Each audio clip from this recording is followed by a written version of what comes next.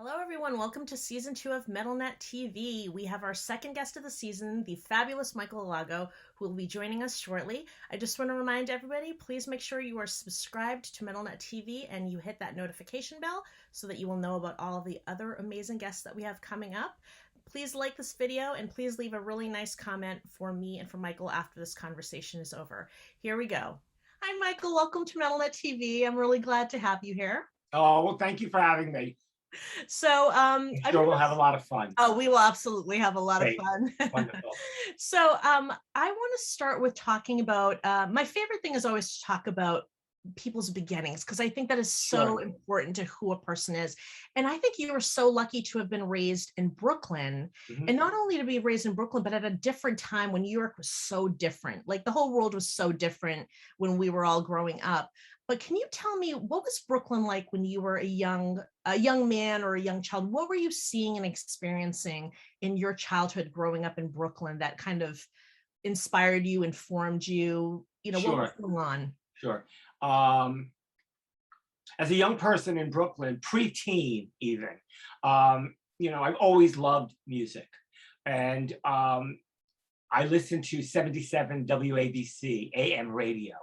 And AM radio at the time wasn't heavily formatted.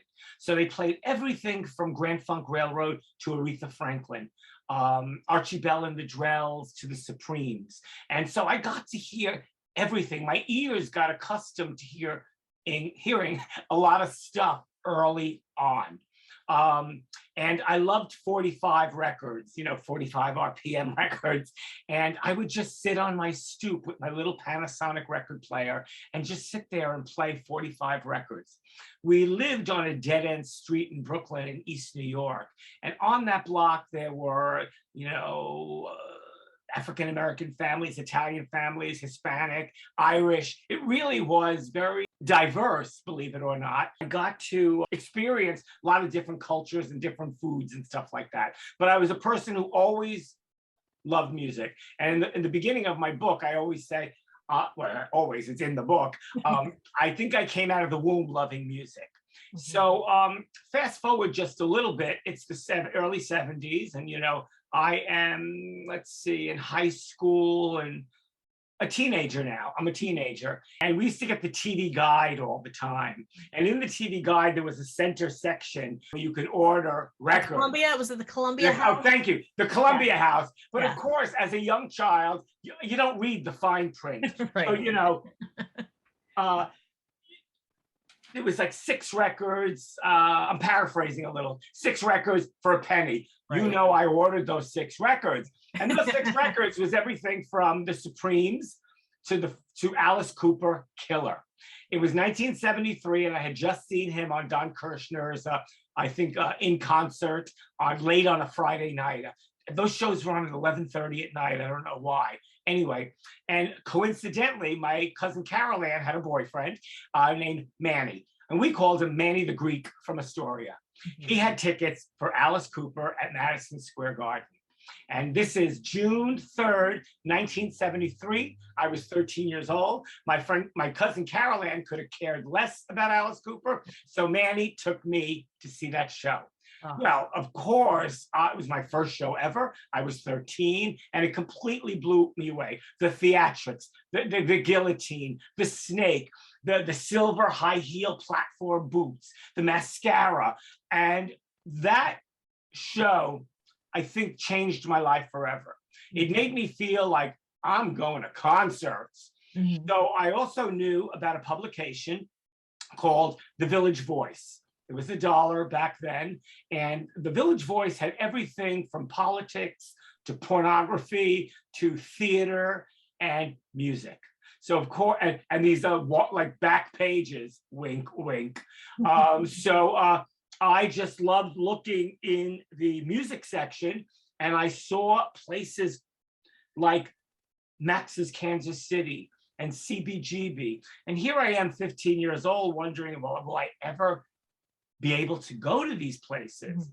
And back then, they did not card you like they do these days. So I was able to get into CBGB, which wound up being my home away from home. From about 1975, 76 till October 15th, 2006, when it closed its doors. I saw everyone there. My favorite punk band then was the Dead Boys. Mm-hmm. And, I saw Blondie and Patti Smith and Talking Heads. And of course, one of my all-time favorites, the Ramones. So that was my early life in Brooklyn. I went to Catholic school. I got good grades. And I don't know how my mom, when I was 15 years old, allowed me to get on the B train from Brooklyn and head into the city. But I was going to ask you, how did you do that? And also, how did you afford it, Michael? How did you afford all these shows? Well, I still wonder. I think that my mom just gave me a certain allowance, and I always asked my dad for a certain amount of money. And things were, concerts were like, if you went to the Bottom Line, it was $5.50. If you went to the Schaefer Music Festival in Central Park, it was $2.50 on the floor, but those bleachers in the back was $1.50. $1.50. It was affordable. Everything was affordable. Oh, totally. Even concert tickets were $6.50. So I just managed to scrape all this money together. And that was my early life, going to shows. And it still has been my life 100 years later. That's amazing. Now, one other thing I learned about you in your book, and we're going to talk more about this later in the interview, but this, by the way, for anybody at home who has not read this yet, this is a phenomenal book. Now, I've obviously, I studied this book like it was the Bible. Oh, good. My little post-it notes, and I'll read a little. I see. But no, this book is wonderful for anybody at home who hasn't read it yet. And this is one that you could definitely reread again and again, but a wonderful book called I Am Michael Alago, Breathing Music, Signing Metallica, Beating Death. So we'll talk about that specifically a little later, along with your documentary.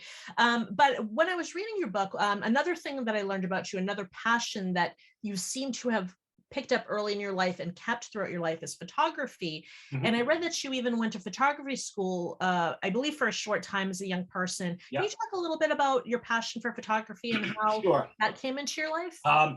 I love photographs. I love when they're done well, how they speak to you. When I was a youngster, I was a little bit nerdy, and if I went to a friend's home, I would always ask to see their family albums, because I just wanted to see how people lived and what they took pictures of. And I don't know, just photographs just spoke to me. So I thought to myself at one point, well, I got my little yellow plastic Kodak camera. I think I'm going to get a Polaroid because I want everything instant. Even then, I was impatient. And I just started taking photographs. And mostly it was of people, all kinds of people. And eventually, I did go to the School of Visual Arts for 1 year in 1979 for photography, of course. And a lot of times I just took concert pictures, and my teacher thought she wanted to disqualify me for everything, because that's not what the program was about, concert pictures. And I just thought, I ain't coming back here anymore. But luck have it, I didn't have to go back, because what wound up happening is I was walking down the street. It's the late 1979, early 1980. I see a beautiful building on East 11th Street. It was called, back in the day, Casa Galicia. It was a Spanish dance hall. And then after that, in 1980, it was the Ritz. So I see a little white sign, maybe an 8x10 piece of white paper, saying, video club opening, resumes wanted. And I thought, video club? What do they mean by video club? Now, remember, shortly after that was the advent of MTV. Mm-hmm. And so I walk into this building. It's a beautiful Art Deco building. And there's a man in the balcony. And I always say it was like the Wizard of Oz. And he said, "Kid, what do you want? We're not open yet." And I said, "Well, I love this building. And a video club, is it a music club?" He goes, "Yes, it is." I said, "Well, I want a job here." And he said, "Do you have a resume?" And I said, "Well, no, sir, I don't have a resume." And I thought to myself, what the F is a resume? So he thought that was funny. he called me up to his office and we sat there and we talked about music. We talked about all kinds of music, from the Great American Songbook in the 40s and 50s to what was going on literally in the underground rock and roll scene in New York. His name was Jerry Brandt. Unfortunately, he passed away last year.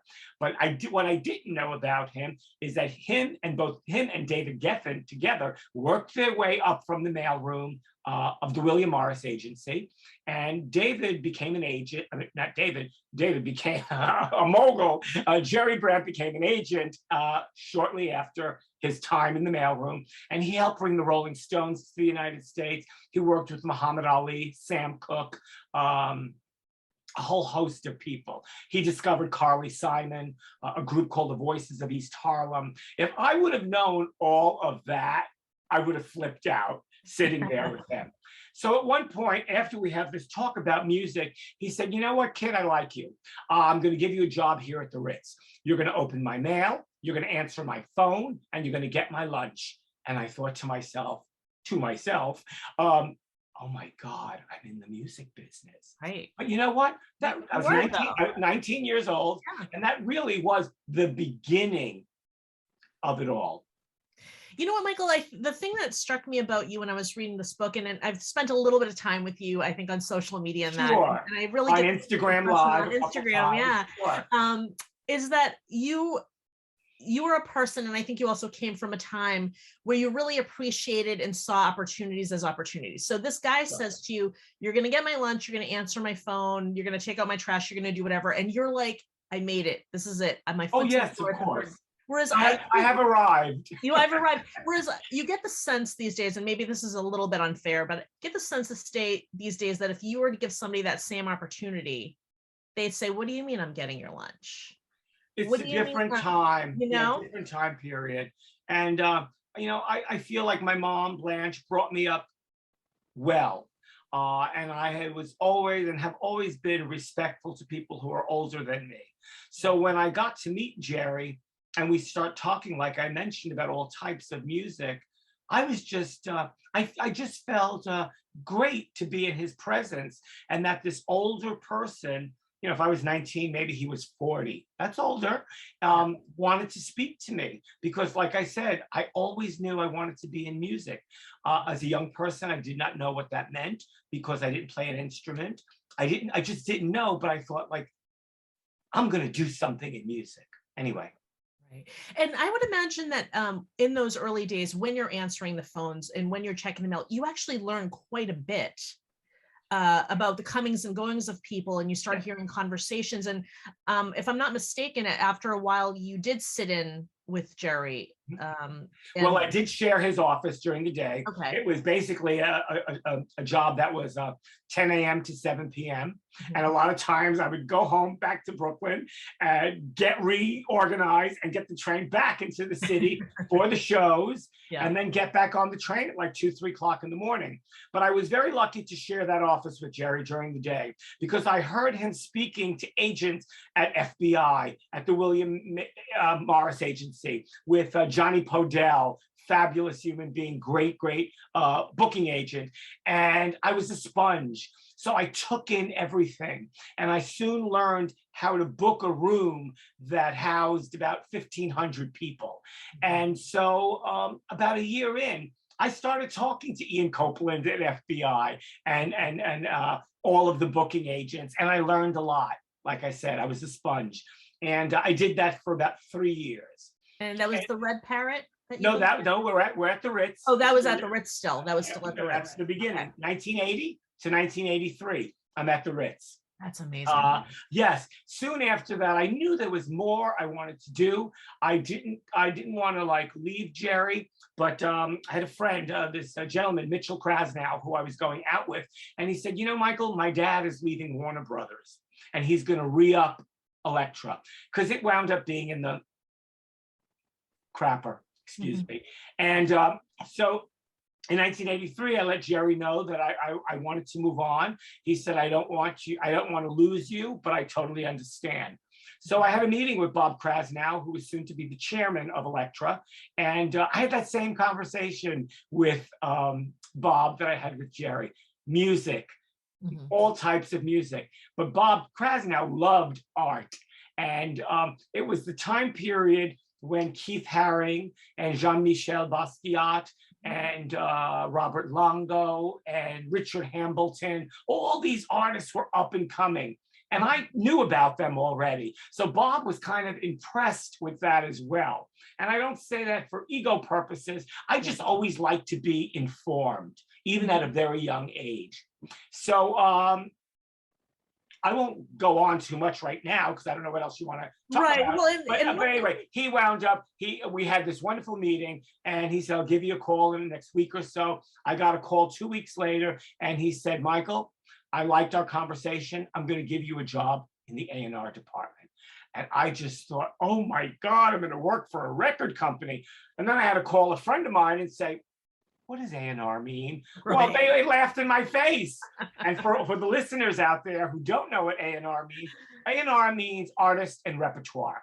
The A&R department, in my opinion, is the most important part of a record company because I am making deals for new artists to get signed to the label. And, you know, I had to be very careful about the artists that I signed. I recognized early on good from great. Now, I did A&R for over about 25 years, and I recognized what was good, and there's a lot of good out there. Yeah. But good ain't great. You need great in your life. So, you know, you need great that these people who are wildly charismatic and have songs that have universal appeal. So were you looking for great, like, what was your intention, you specifically, were you like, I'm going to find the great bands and then we're going to take to the next level? Or were you the guy that was like, these guys are good and I'm going to work with them because I think they could be great? Good question. No, because, you know, I did meet over the years with a lot of good artists. And I had them at my office and we talked about songs and material and what they wanted to do with their life. But one soon recognizes it's good, but do I have to have these people in my life? Do I have to make that commitment? No. So, you know, I knew immediately, if I could just fast forward just a little bit, when I signed Metallica, when I signed White Zombie, and we'll use those two artists right now, they had so much charisma. They had something to say. I felt even at that very germ of a young artist that they were going to be big. And I had such confidence in them. And, you know, obviously, I don't have to say anymore. Both artists blew up. You were right. So, yeah. And, you know, when you see someone like James Hetfield on stage, who is a ringleader, who knows how to whip a crowd into a frenzy, who knows how to tell an amazing story, that's who I want to be involved with, you know? And was this instinct with you from the very beginning, or did you have a few mishaps early on where you thought, okay, I wanted to like this band and I invested too much time and I'm not going to do that going forward? Well, thank God, not often. I did sign my first band who were friends of mine. Okay. Later on, I realized you can't sign your friends. They're a wonderful little group from Red Bank, New Jersey called Shrapnel. And I was friends with them and I thought, I'm going to make a record with them. We made a 5-song EP. It did okay. But overall, the label was not in love with them. They didn't want to put more money into them. So unfortunately, I had to drop them. Later on, Daniel Ray produced the Ramones, Iggy Pop, wrote Pet Sematary, played with the late, great Ronnie Spector, my dear friend of 42 years who just passed a couple of days ago. Rest in peace, Ronnie. Oof. And Phil Cavano, who later was in Monster Magnet with Dave Windorf. But no, thank God I was very selective about artists that I wanted to sign. And so I didn't have too many mishaps, really. And the second band that I signed at Elektra was Metallica. So you did pretty good for them. That's correct. You always hear about, you know, bands always talk about how their label didn't put enough energy behind them. They didn't put enough money in that. Sure. Were you the person that was tasked with making sure that your label did all of those things? Or would you have been the one that decided, you know what, this one's not worth it, let's pull back on pushing this one and push this one instead? Well, like I said, I was very selective about the artists that I signed. Most of the time, overall, the record company wants the A&R people just to stay and do A&R. Me, I was in everybody's business. I wanted to know what radio was spending. I wanted to know what the publicity department was doing. I wanted to know what creative services were doing in regards to video. So I always put my 2 cents in, because I felt like if I've been making a record with an artist for about a year now, I know what's going on. So when I played the finished product in our Wednesday marketing meetings that everyone was in, I put my 2 cents in, and I usually think my 2 cents was worth it. So yeah, I don't know where I'm going with this, except like I said, I was involved in every aspect of making the record, talking to all the departments until the record came out. And then, of course, you get a feeling, meaning each department, how this record is going after a few months, and whether you're going to continue spending money or not, or maybe there was only one single there and you're moving on to the next artist. Not everything sells like gangbusters. The moon has to be out right, and everything has to, everything has to be in sync. And you got to just cross your fingers. You know what I mean? Nothing is certain.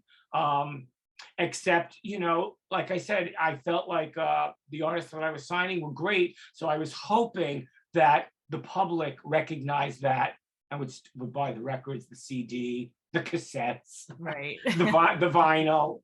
Yeah. Or it was. So you've signed and worked with so many great artists. There was one other one I want to talk about, because Sure. a particular favorite and a guest who's been on this show is Kane Roberts. How did you find Kane Roberts and start to work with him? I laugh because I love Kane Roberts so much. He is an incredible human being, and he is a wildly talented guitar player, and also a human being who is well-spoken and very charming and charismatic. I remember his MCA album that I loved, and I loved that he played in Alice Cooper's band, my idol, Alice Cooper. And I think I just called him one day because I knew that Shep Gordon, who managed Alice, was managing Kane. So I went out to Los Angeles, and our favorite is we go to this highfalutin place all the time on Robertson called the Ivy, where like Kane and I are sitting there, and I'm like, do you see Lionel Richie behind us? Oh, sugar, is that Madonna in the corner? That's our place. Yeah. That's our place. So after talking to him a bunch and hearing his demos, I thought, you know what? I'm going to sign this artist. And by then, we're talking about now, I'm at Geffen Records. So the 2 artists that I signed at Geffen was White Zombie and Kane Roberts. We made a record called Saints and Sinners with Desmond Child producing. Desmond Child was so hot then because he had just done Bon Jovi and Cher and so many artists. So we made this record with him, and we made a couple videos, and the record did okay. It didn't explode like I wanted it to, unfortunately, but it made an impact on the public, and I was thrilled for that. Yeah, I think it's a well-loved album, though. I will say it's one of my favorites as well. Me too. I still listen to it, and Kane and I still talk till this day. Yeah. So thank you for signing Kane. Oh yes, we love him. Absolutely, he's A-OK in my book. Absolutely. So I'm going to jump back actually a minute, just because we didn't talk, we did talk about this, but we didn't talk about these 2 particular artists. They are not metal or heavy rock artists, but they are pretty significant in the world of music. You booked Cyndi Lauper and Madonna during the early days of their careers. Madonna, I believe, had just released her first album, so we were starting to hear about her, but she wasn't like a virgin Madonna, which is when she was huge. No, not at all. This in the early days as well. Mm-hmm, yeah. I had a little downtime in '83 between leaving the Ritz and starting at Elektra. So a friend of mine who was the manager of the Ritz, Bill Brusca, said, I'm going to work uptown on 57th Street at a nightclub called the Red Parrot. And I'd love you to book our Wednesday nights. And I thought, wow, what a great guy. And I'd love to do it. So it's 1983, and one of the shows that I booked there was Madonna. Her record, self-titled Madonna, came out in 1983. And she was still doing what they call track dates, so it was her on stage singing live to backing tracks. And that was one of the first shows that I booked on my own outside of the Ritz. And I remember, and this is no slight against her or her booking agent, but I remember, I always spoke to Rob Light at ICM. And Rob, if you're out there still, I'm sure you're going to remember this funny story. I argued with him because I think she was only doing 4 songs, 2, 3, 4 songs to backing tracks. And he wanted me to pay her $2,500. Do you believe that, $2,500? And I was arguing with him. I'm going to give her $2,000. In the end, I gave her the $2,500. The venue was packed. We made our money back. But like we were talking about earlier, how ticket prices back then were, $5 and $6.50, and I don't remember the price of that evening. I think because it was a little upscale, the Red Parrot, tickets might have been $10. And so that was one of my first big shows I did on my own. You asked me about Cyndi Lauper. Cyndi, yeah, you booked her early on as well. Who I love and adore. I was still at the Ritz. That's between 80 and 83. I booked her band Blue Angel, who were just marvelous. And you knew seeing her up on stage that this is the gal who's going to go places. So her records came out, time after time. Girls Just Want to Have Fun. Money Changes Everything. Blah blah blah. And we met. We became friends. And at some point, she knew my A&R history. So it's let's say, we're really fast forwarding now to 2009. And she said, Michael, I'm going to make a dance record. Will you help me? I said, absolutely. So she found a number of different producers. I was mostly there to listen to the material with her. And it became an album called Bring It to the Brink. And it did okay. And then 2010 comes along and she calls me again. And in that Cyndi Lauper voice says, Michael, I know you know how to make metal records, but do you know how to make blues records? I said, well, Cyndi, I never made a blues record. Have you? And she said, no. I said, good. So we're on even playing ground right now, and I would love to be involved. I wound up being involved in her record, Memphis Blues. It got nominated for a Grammy for Best Contemporary Blues Album. We didn't win. We went down to Memphis, and we made an extraordinary album with a producer named Scott Bomar, who down there, he was friends with everyone in Al Green's band, in Isaac Hayes' band, and we got the cream of the crop musicians, Alan Toussaint, Ann Peebles, who back then sang I Can't Stand the Rain on her record. And there's a great, great story, and I'm going to be just a little selfish here and not tell you the entire story, because there's a small chapter in my book called Memphis Blues, and it's about Cyndi. And it's about us taking the trolley one day on our day off, going down to the Civil Rights Museum and to the Lorraine Motel where Dr. King was killed. But there's a great, great story within that day that I hope if people pick up the book, they'll turn to Memphis Blues and they'll enjoy the story, because it's a bit, it's a story about music history, and it's a story about, culture. It's about Black history, believe it or not. And so I think if you get the book, you're going to enjoy the story. Yeah, that was a very powerful story within that book, for sure. So your impressions of Cyndi and Madonna when you met them the first time when you were booking them, did they stand out among the bands that you were booking in those early days? Well, yes, as solo artists, when I met Cyndi, she, even back then in Blue Angel, had the beginnings of being this glamour puss, and she was shopping at in the East Village at Screaming Mimi's, where she got all her wacky, fabulous clothing. And I thought, wow, she's so special, and she's so honest, and she's so funny. Madonna back then was, I just thought, wow, this is a gorgeous young lady who also was determined. Right. Like, there's no stopping this one. There's also a very funny story in my book that I talk about Madonna when I go to Liza Minnelli's home for Christmas.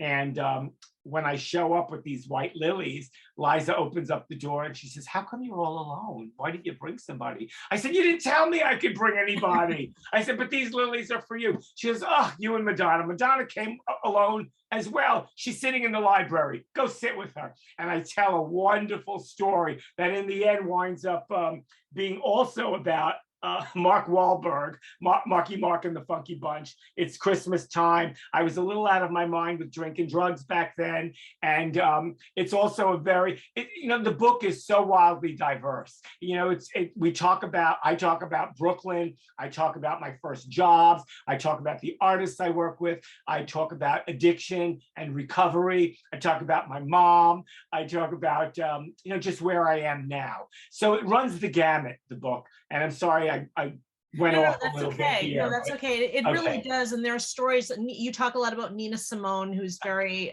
dear to you. Yes. So especially to any Nina Simone fans, I think they would particularly enjoy where she comes up. She got the longest chapter in the book. She did. I noticed that as well. Yes. I noticed that as well. I'm going to ask you two more Madonna questions because you knew them back before any of us really did. One is the contrast between the two. They were so big and still are so, well respected and well known. And they always struck me as just almost polar opposites, even though they were doing kind of the same thing. Madonna being, she seemed always very organized and very methodical. I guess this is just my takeaway as a fan of more business and more business. More business. And Cyndi always struck me, and I've read her autobiography, and she just struck me as the person who followed her heart. Like, this is what kind of art I want to make. And I believe, and I could be misquoting her here, but when I read her book, I feel like she made a statement of something like, "Oh, I wonder if I had done things more like Madonna, maybe I would have had more money or that." But I've just, she just struck me as hard. Is that your takeaway of them? I mean, I know Cyndi probably much better than Madonna. Much better. Yes. I mean, I only dealt with Madonna like in the early 80s, but Cyndi, up to Christmas a couple of weeks ago. So yeah, they both were, I would say, pop stars. They both had different ways of looking at the material that they were going to be singing. I think both of them surrounded themselves with great people. And by great people, I mean management and songwriters. And their paths just, like any artist, you can't really compare them. Madonna's just going to do her thing. Cyndi's going to do her thing. And you got to hope and pray that they have success. And on their own terms, they had wild success. They did. Yes, they did. And my last question about Cyndi is, what was the music like when she was playing with her band? Was it Blue similar? Angel? Yes. What was Blue Angels like? Was it similar to what she ended up doing as a solo artist, or was it a little bit different? It was pop music. It had elements, I guess, of 60s vibe to it. And I think, once she got signed, she got even more focused because she knew this was her time to get it done.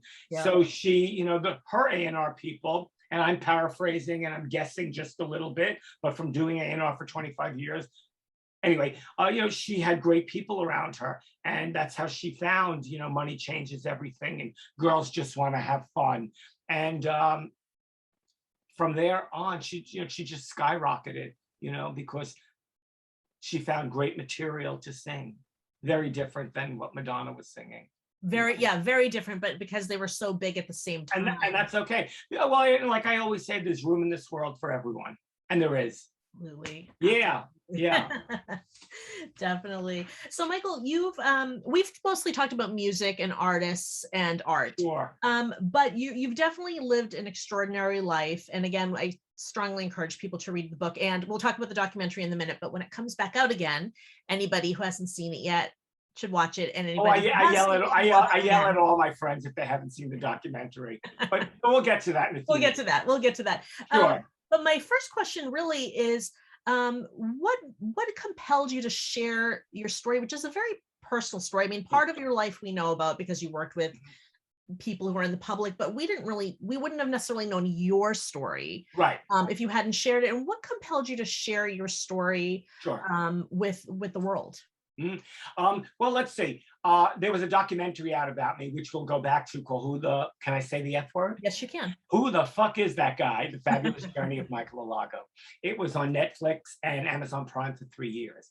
During that time, a small book company called Backbeat Books saw the movie, and they asked me if there were more stories that I would like to tell in a book that I couldn't tell in about the 80 minutes of the documentary. I said, damn right. So I have a bit of a scatterbrain because back in the day I did lots of drinking and lots of drugs, but I'm coming up on 15 years clean and sober now. Anyway, back in the day, I don't know how I knew to keep journals, diaries. Now, when I was 15, there was nothing, it wasn't about creative writing or poetry. Basically, I don't know, I took these composition books and I wrote, took the B train last night to Brooklyn to see the Damned and the Dead Boys at CBGB. Uh-oh, T. Roth and Another Pretty Face are going to be at Great Gildersleeves. Everything was on the Bowery. So mostly my early journals were lists of things that I was doing. And then later on, it became poetry. Later on, it became creative writing. Later on, it became journals, just documenting everything that I did. So when they asked me to do this book, I called a friend of mine, Laura Davis Chanin, who I know from 30 years ago. And I said, you know what? I would like you to help me put this book together. So we read from, I don't know how many journals I had in front of me, 25, 30 journals. And I documented everything very clearly. And we've just pulled from the journals. And I thought, if I was going to tell my story, like a lot of people early on before the book, they were like, oh man, are you going to write a Metallica book? No, there are people out there who've done that already. If I was going to have this, well, one shot, I thought, to make a book, I have to tell all. And it's not a tell all book, but I had to tell about my life. I had to talk about my life.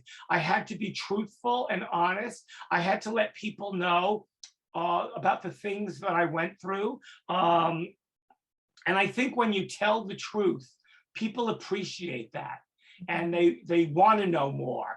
So I just told the truth about everything. Was that difficult for you? Were there points where you wanted to lie a little or to hide something or just not do it at all? Or, did you ever have a point where you're like, you know what, I shouldn't do this, I can't do this, I don't want to do this? Or did you just go in and just decide this has to happen? No, I honest to God, I did think this has to happen. I would never lie about anything. Like I said, I think, when that old saying, the truth shall set you free. I believe that. And I believe that if I'm going to tell people the story, it's not just about being a kid growing up in Brooklyn and getting into the music business.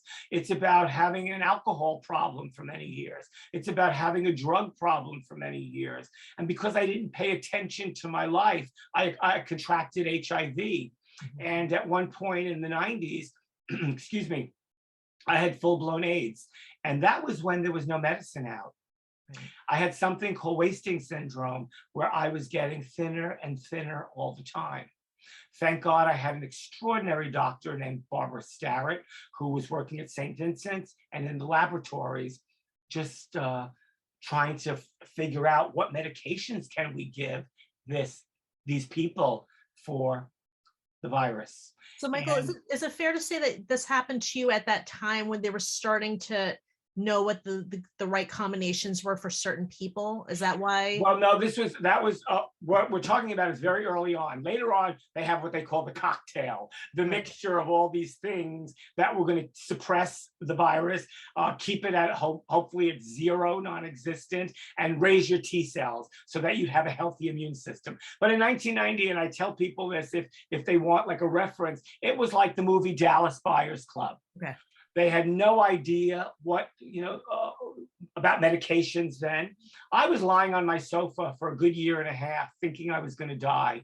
And Barbara took the most extraordinary care for me. And I didn't want to go to the hospital. She didn't like that idea. But I felt like if I wound up in the AIDS ward in a hospital, I would die. So I lied on my sofa. I had great health insurance. And, at times I was just lying there with an IV of vitamins and an IV here of something called pentamidine that would help me not get this these respiratory symptoms. And obviously I lived. It took me a very long time to get, about 2 years. I felt back on track. I was on a medication, and was one of the first medications. There was even one previous to that called AZT. And Barbara said to me, Michael, as your primary care, I have to tell you this. There is a medicine out there called AZT.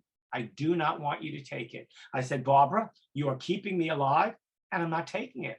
Many of the gay men and some women that I knew took AZT, and 6 months later, they were gone. There was never a correct combination for that medication. So I'm happy that Barbara was brilliant, and whatever I started with. And about 1.5 years later, I was back at Electra. Skinny. Yeah. People talked, because it was still a thing in the 90s. Like, can I shake his hand? Can I hug him? All that kind of stuff.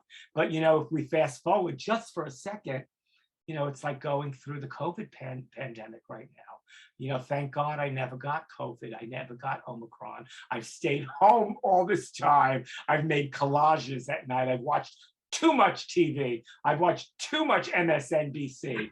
But to backtrack again, I just felt like I had to tell the truth. I wanted to tell the unvarnished truth. I wanted to tell everything so that once I started getting healthy again, I started to get, I knew I wanted to be clean and sober because that would really affect my health. So I talk about everything in the book.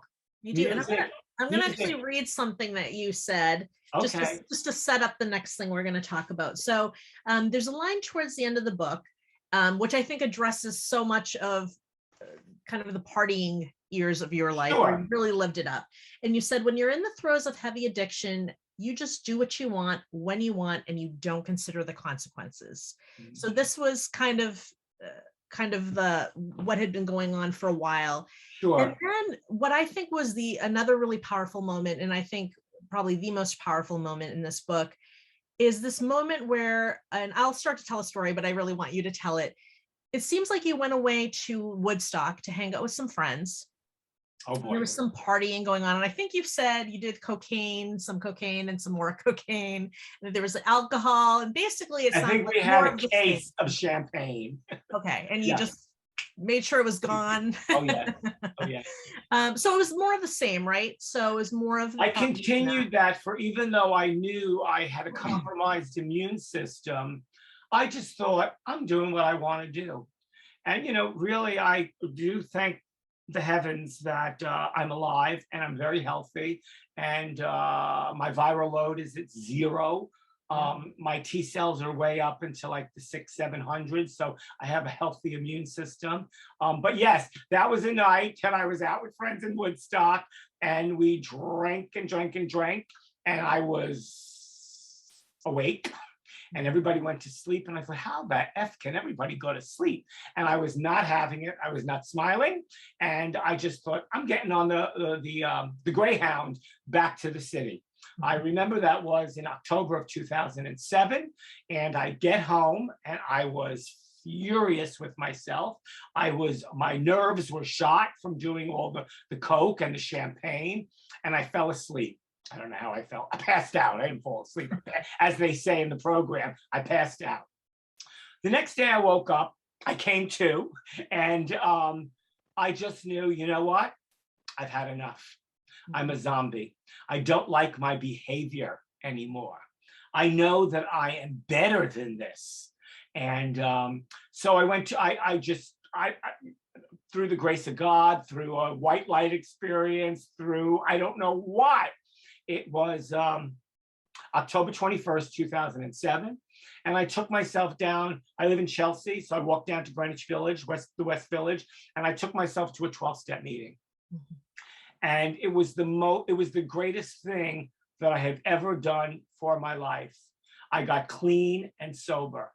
And being a clean and sober man, I have been a very responsible person, a reliable person. If I say to you, I'm showing up today at noon, you bet I'm going to show up today at noon. If mom, God rest your soul, said, are you coming for Thanksgiving weekend?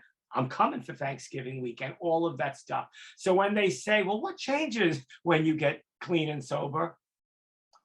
Everything changes. And Michael, when you went to that first meeting, yeah, it felt good. It felt right. I don't know what I was feeling, except I knew I had to be there. You just knew you had to be there. I knew things had to start changing. Okay. Yes. So was it more in your head? Like it was more like a decision rather than a feeling of elation of this feels great, I need to do this? Oh, no. It certainly didn't feel great. I had a lot of fear. Okay. I didn't know how I was going to take to the program. There was a lovely man there named Sam, who already had 25 years. And I got into the room very early. And I sat next to him and he said, you know, kid, everybody called me kid, because even if I was 47 years old, I still looked youthful. And he said, you don't have to do this anymore. Mm-hmm. You don't have to do it anymore. And that was the thing that stuck with me. And he said, you know, there's a great meeting every day at 9 o'clock. I think you're going to like it. Come. So I just started going to 12-step meetings, and I've never stopped going. Now during the one good thing the pandemic has given us is that you and I can speak here in a Zoom meeting about, you know, music and art and theater and sobriety, addiction, sobriety, my mom, everything. And Zoom. I go to Zoom AA meetings every day at 9 o'clock in the morning, 7 days a week. Even when people say, after 14 years, you still go? Yes. I want my brain to know that I cannot drink or drug no matter what. So I'm part of this little club that people talk about called the No Matter What Club. Mom passes away, I don't drink no matter what. You know, life happens, I don't drink no matter what. I take the good with the bad and I deal with it. And here we are. Like I said, it's 2022. This year I'll be coming up on 15 years clean and sober.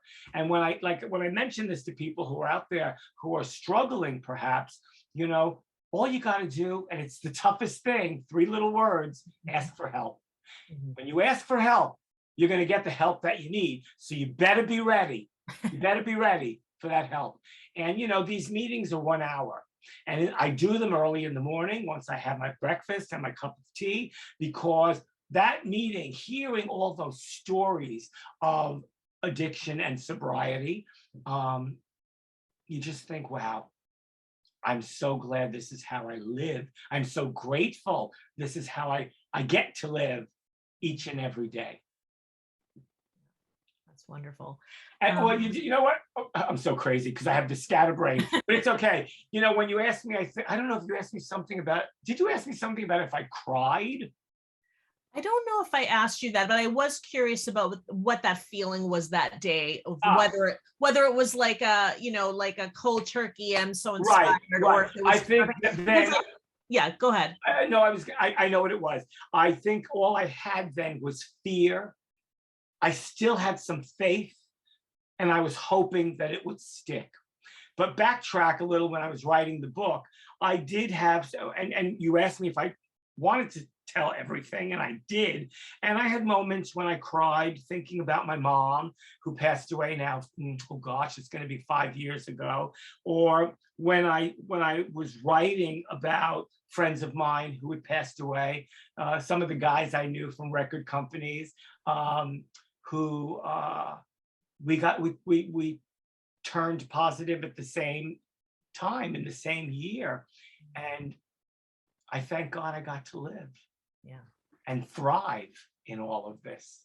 So, well, thank you for sharing that with me as well. But yeah, it's all in the book. It's a lot that you've lived through, but you have lived. I know we talked about this over the phone a few days ago. I said, Michael, I really enjoyed your book, but I almost feel bad saying that because there was a lot of heartbreak in there, and you almost feel bad saying you enjoyed it. One can enjoy, and one can be grateful, and one can laugh, and one can have all the emotions that if you write a good book, You're going to take people on a journey.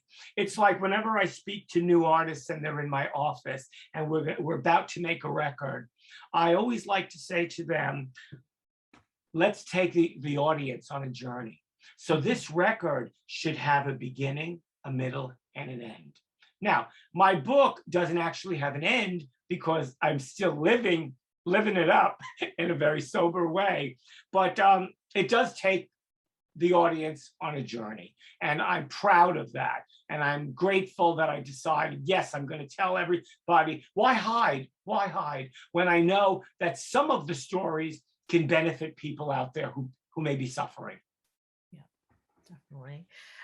So I actually started the year off with you. Yes. It was really lovely. I had actually, I think I had spent a little bit of time with you prior to that. I may have, because I think we've hung out a few times, and it's probably hard for you to know who's hanging out with you and who wasn't, because you don't get to see us, but we get to right. see you. It's tough on that little Instagram live because I see these little circles and I'm like, they just pop up. Wait, oh my God, you look so cute. Do I know you? But I get to start the year off with you, and it was 8 a.m. January 1st, 2022. I can't believe it's 2022. That's insane to me because I still feel like we're in the 80s or the 90s or. Well, no, I mean, I don't even know what happened during this pandemic between 2020 and 2021. That flew by. It's flown. Anyway, I'm sorry to interrupt you.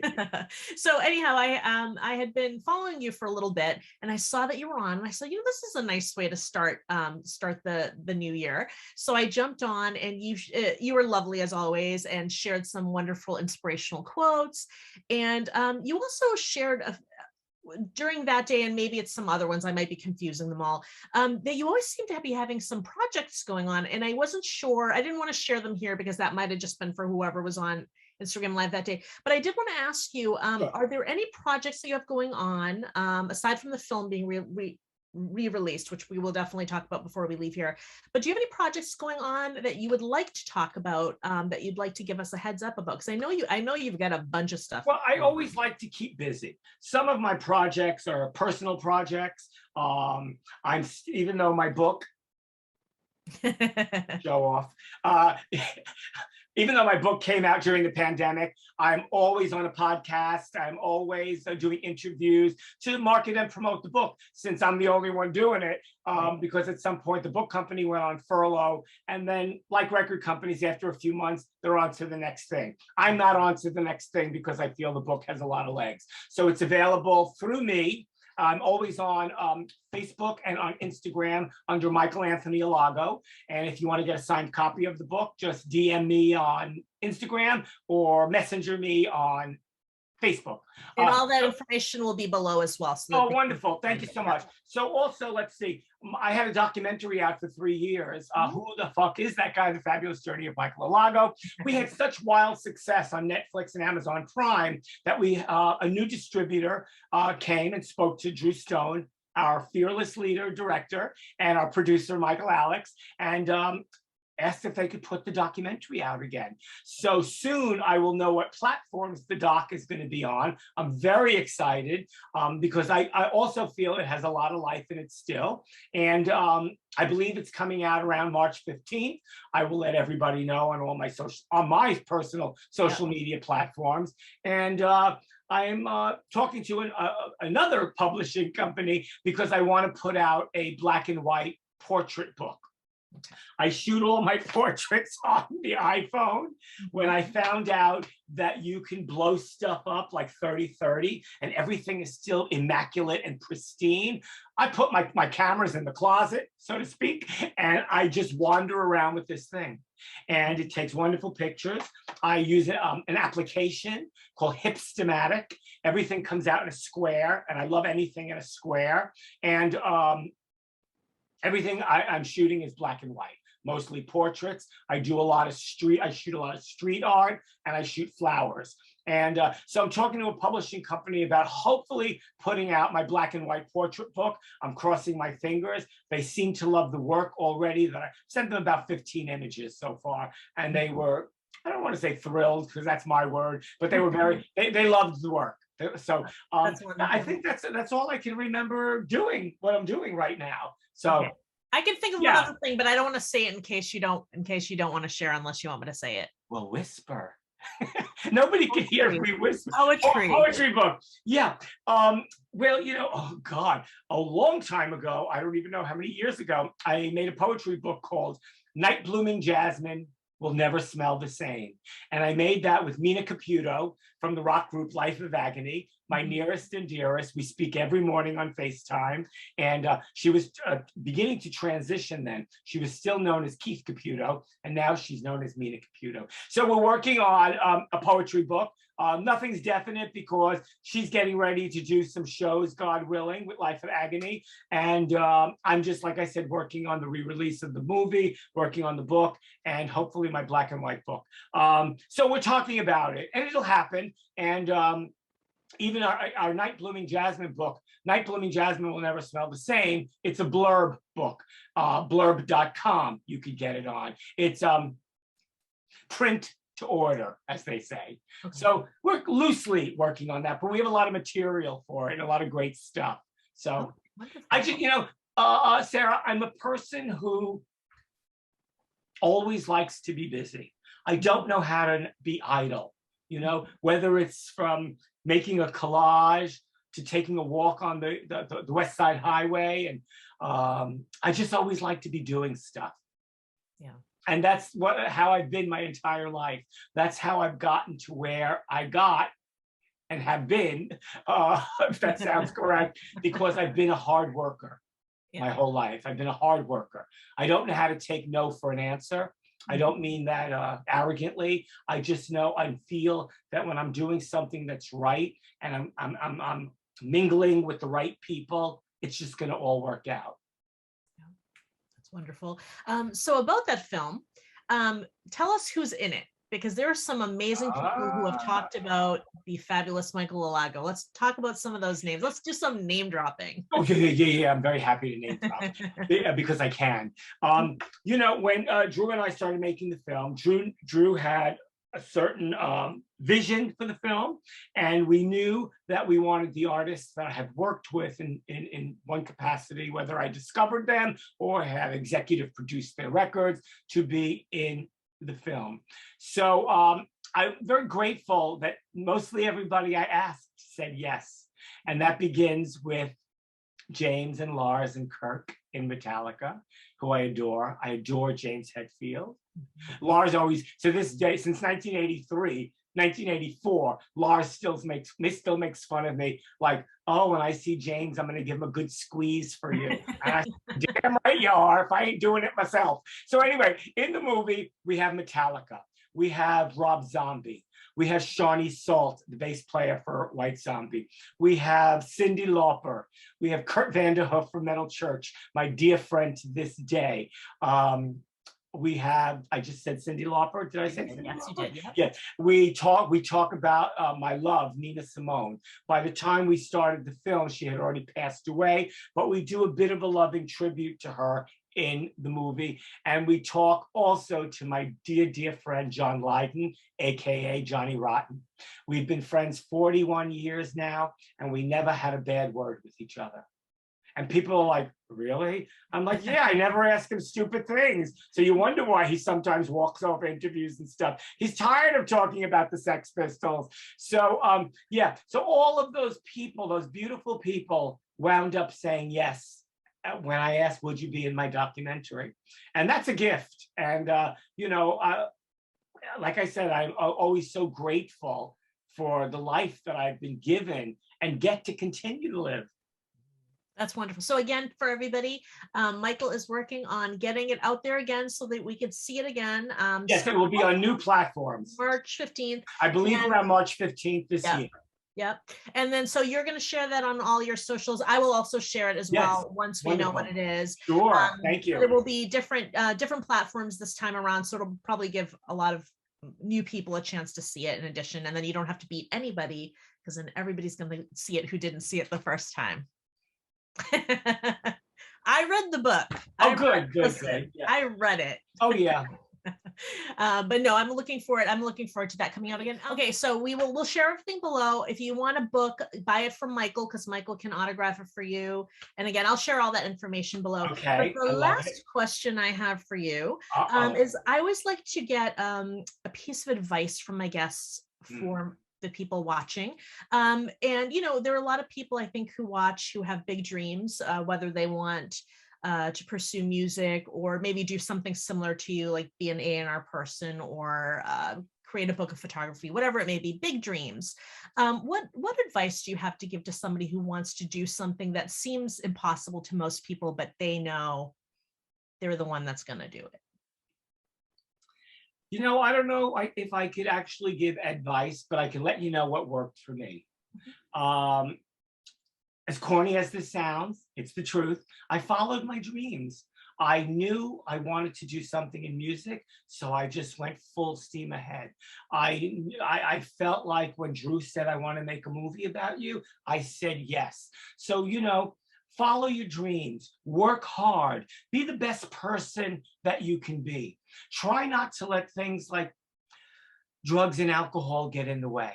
Although if you're young, sometimes that sounds appealing. Oh, I do want to do a little coke. I do want to smoke some marijuana. I do want to do this and that. I do love vodka. Well, you know what? I loved all those things too. But at a certain point in time, all of that stuff turns on you. So if you're a person who has an addictive personality like I do, get help the minute you can get help, because that'll lead you down a nowhere path.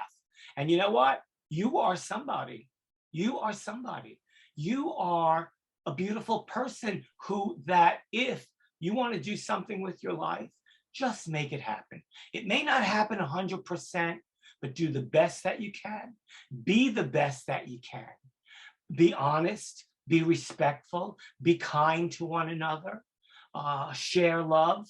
And, little by little, step by step, all that stuff, if you really want it, starts to happen. That's wonderful. Thank you so much, Michael. Oh, thank you. Thank you so much for being a part of my show. This is season 2, and I'm so Wow. honored to be here for me and for our guests, our viewers rather. But thank you so much for being here. It's been a great honor. Oh, and you should definitely come back again. I'm glad that I can do this, and I'm happy to be on MetalNet TV. So thank you again for having me. Everybody have a great day, a great weekend, a great week, a great everything. Be safe out there in this crazy world that we live in.